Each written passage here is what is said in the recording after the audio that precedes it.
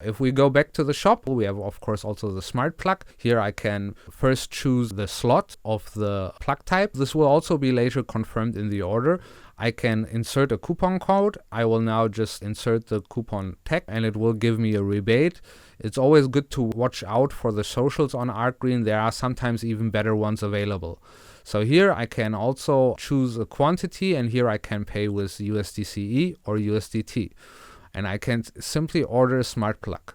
The same goes a little bit like this for the CSP order, where I basically buy 20 remote miners, but after process of ordering, I would fill in a form from the Community Solar program, which then forwards me into the process of if I get a smart meter or API method is used.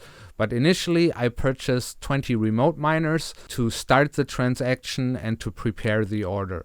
Everything else is just like, again, signing the transaction, which I now won't do, and cancel it. After this, you get to fill out the form and give us data about what kind of solar panels and inverter you have. So this concludes the part of the shop.